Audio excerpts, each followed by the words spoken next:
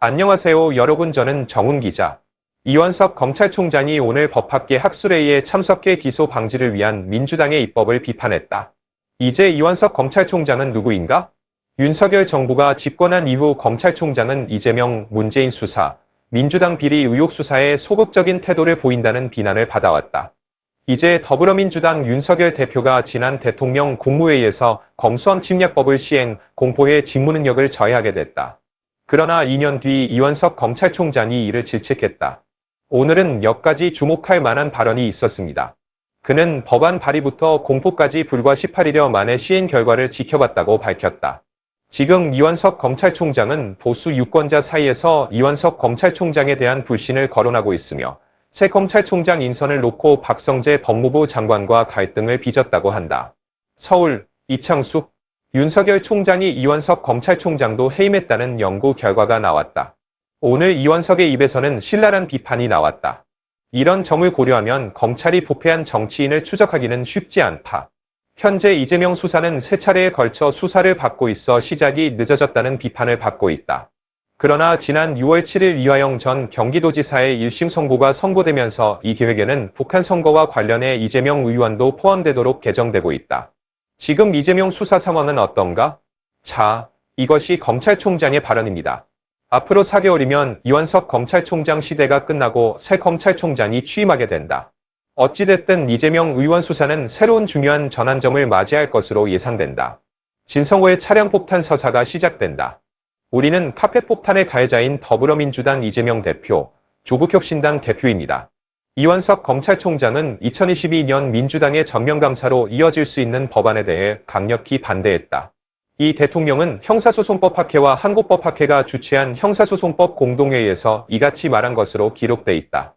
형사사례연구협회는 18일 제도 도입과 사법 현실 적용 가능성에 대해 아무런 논의나 연구 없이 전체 감찰 과정이 진행됐다고 밝혔다. 18일 학술대회가 열렸는데 이 내용이 이제 공개적으로 알려지게 되었는데 이는 민주당이 이제 그 배후에 있다는 뜻이다.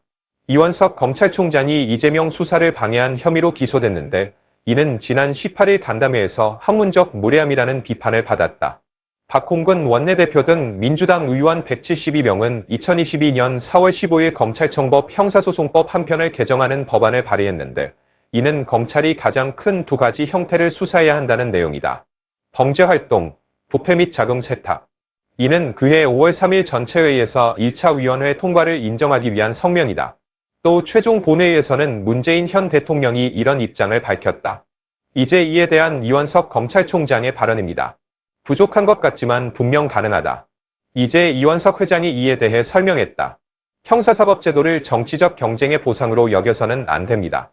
조선일보는 검찰총장이 이를 부인한 반면 문재인 정권 시절 국정감사를 옹호했던 야당은 30일 20대 국회 개회에서 정권 대항 법안을 더욱 강화해야 한다고 주장했다고 보도했다. 이원석 대통령의 발언은 정치적 갈등의 산물인 형사사법제도의 급속한 시행으로 인해 발생하고 있는 극심한 양극화를 여실히 보여준다. 2012년 발의된 이른바 국정감사법은 발의부터 공포까지 불과 18일 만에 서둘러 시행됐다. 이를 지켜본 결과 마치 청구서를 반납하는 듯한 강경 대응으로 해석됐다. 이 대통령은 사법제도는 오직 국민의 기본권 보호라는 관점에서만 고려되고 설계되고 구성되어야 한다고 말했다. 이에 대해 경솔한 태도를 취해서는 안 되며 오히려 다른 목적으로 수정한 뒤 다시 시도해야 한다고 강조했다. 또한 최근 몇 년 동안 진행된 형사사법제도의 변화가 범죄로부터 국민의 기본권을 보호하는 동시에 절차적 정의를 구현하는 데 효과적이고 신속한지 여부를 고려해야 합니다. 사법부, 법원, 검찰, 법조계, 피고인, 피해자, 수사 대상자 누구라도 그렇다고 답하기는 어려울 것이라고 그는 내다봤다. 이 대통령은 형사사법제도가 정쟁이 전리품으로 여겨져서는 안 되며 형사사법의 이론과 실천의 학계와 현실이 협력하고 관심을 기울여야 한다고 말했다. 법조계에서는 이원석 대표의 발언이 민주당과 조국혁신당이 추진하는 이른바 금수국 시즌2의 일환으로 의도된 것이라는 지적이 나온다. 최근 총선, 거기 있어요. 최근 더불어민주당 김용민 의원과 혁신당 황운하 대표가 22대 국회 검찰개혁 법안 통과를 놓고 토론회에 참석했다. 검찰이 기소해야 할 사건을 박탈하는 현행법은 개헌 후 6개월여 만에 통과돼야 한다고 주장했다. 이는 검찰총장의 책임 있는 발언으로 평가된다. 검찰청법을 폐지하고 검찰 전직 판사의 수사직을 없애자는 얘기도 나온다. 당연히 대통령은 이를 막을 능력이 있어야 한다. 이제 문제는 이재명의 이런 태도에 대해 어떻게 생각하느냐는 것이다. 2년 전에 이 계획은 여전히 뚜렷하며 그는 이를 반복할 것입니다. 이원석 검찰총장이 검사 임명에 대해 부정적인 피드백을 많이 받았다. 그가 검찰에 임명된 이유는 이재명, 문재인 같은 정치인은 물론 이원석 검찰총장 내 더불어민주당 관련자들을 제대로 수사하지 못했다는 비판 때문이었다. 정권, 서울중앙지검장을 교체하고 청와대 전체 승진을 앞두고 더불어민주당 의원들의 불법 비리 의혹을 적법하게 수사하겠다는 여론이 높아지고 있는 이유다. 검찰, 따지고 보면 이원석 검찰총장의 최근 인사 문제에 대한 불편함이 뚜렷해 보이고 그 결과 야당이 이원석 검찰총장과 어떤 면에서는 유착관계를 맺고 있는 것으로 보인다. 그런데 오늘 이원석 검찰총장이 발표를 하면서 계속해서 종합감사를 주장하고 있습니다. 민주당이나 조국신당은 직격탄을 맞았다. 즉, 사법제도를 정치적 경쟁의 전리품으로 여겨서는 안 된다는 주장이다. 특히 22대 국회에서는 조국당이 다시 검찰개혁을 내걸고 수사와 기소를 완전히 분리하겠다고 다짐했다. 이에 대해 이원석 검찰총장은 이번 움직임을 정치적 이익을 위해 검찰을 이용하지 말라고 규정했는데 과거 검찰은 불과 18일 만에 이뤄졌다. 성급하게 처형되었고 그로 인해 국민들이 극심한 고통을 받고 있다는 말을 들었습니다. 그동안 이원석 검찰총장은 사태에 대해 뭔가 의심스러운 부분이 있다는 입장이었지만 전체 상황, 특히 야당을 재검토하겠다는 입장을 밝혔다. 이에 대해 대통령의 목소리는 매우 비판적이었다. 이 대통령은 형사소송법 학회에서 감찰에 관한 학술연구회의가 열렸으나 그곳에서 감찰제도의 필요성이나 사법영역 적합성 등에 대한 논의나 연구 없이 감찰 과정이 마무리된 점을 인정했다. 당시 박홍건 원내대표는 관련 법안을 4월 15일 발의해 5월 3일 본회의까지 통과시키기 위한 이번 국정감사에 더불어민주당 의원 포함 172명이 참여한 사실을 인정했다. 야당인 더불어민주당 국민의힘의 반대에도 불구하고 사실상 일방적인 움직임이었다. 이원석 검찰총장도 검찰 수사 기간을 둘러싼 정치권 논의가 정치적 갈등으로 인해 악영향을 받았다고 밝힌 이유다. 나는 그것을 트로피로 보아서는 안 된다고 말했다. 결과적으로 이것은 더 이상 정치적 공방에 참여하여 승자 측에서 검찰의 변론을 들어볼 수 있는 트로피가 아니라는 말씀입니다. 또한 차기 형사사법제도는 범죄로부터 국민의 생명과 신체, 재산을 보호하는 것을 목적으로 할 것입니다. 그런 점에서 유지되고 발전되어야 하며 다른 목적으로 접근해서는 안 되며 먼저 해결하고 나중에 다시 하면 된다고 생각하는 무책임한 태도는 안 된다고 말했습니다. 결과적으로 문재인 정권 들어 윤석열 정권 출범 이후 금수조치 해제 논의가 진행됐는데 이는 야당이 단독으로 법안을 통과시키는 절차를 비판한 것으로 풀이된다. 금수조치 당시 법무부 장관은 도도욱 비상대책위원장이 맡았다. 전면금지 과정에서 이를 전체적으로 해석해 시행에 관한 여러 법률을 개정하고 금수조치를 다시 부과했다. 결국 현재 수사 중인 내용을 모두 완수하는 데 거의 실패했지만 대부분의 수사는 경찰에 넘겨졌다. 그들은 법 개정 과정을 아르랑기하는데 이번에는 돈의 엄격한 성격 때문에 검찰이 전적으로 관여하게 됐다. 야당은 검찰총장이 직접 나서는 것을 막기 위해 검찰만 처리하기 위해 검찰청을 신설하겠다는 입장을 밝히고 승리라고 생각하지 말라고 말했다.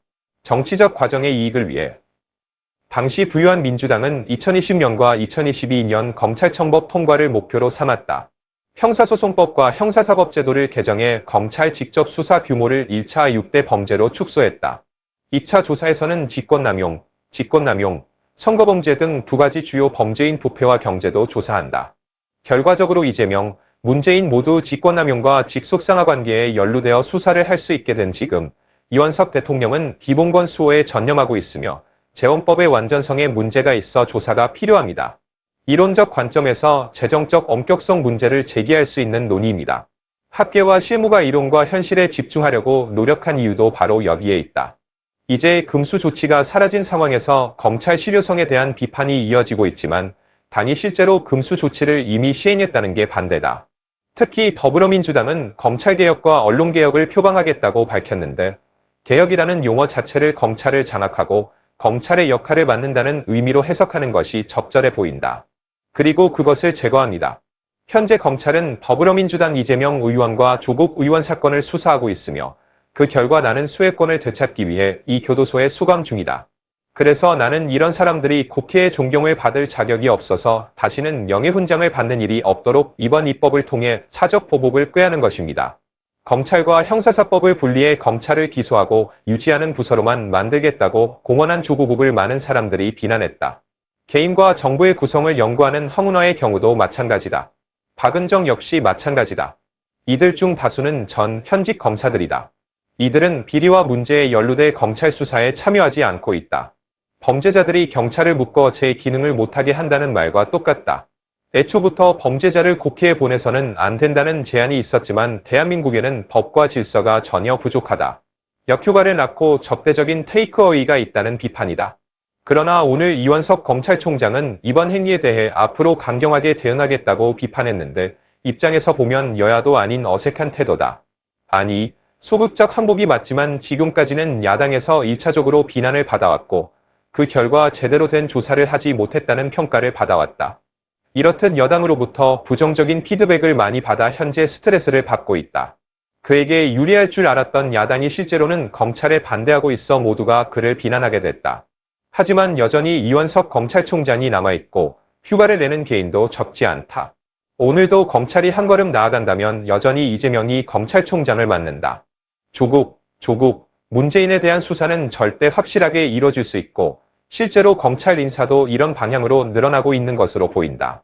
이에 따라 이원석의 의지와 무관하게 인사가 다르게 이뤄지고 있다는 것은 국민이 이재명, 문재인, 조국 등을 수사할 수 있다는 뜻이다. 하나둘씩 따라오고 있습니다. 이원석이 소지하고 있는 상황인 만큼 그의 발언 역시 힘을 얻고 있는 것으로 보인다.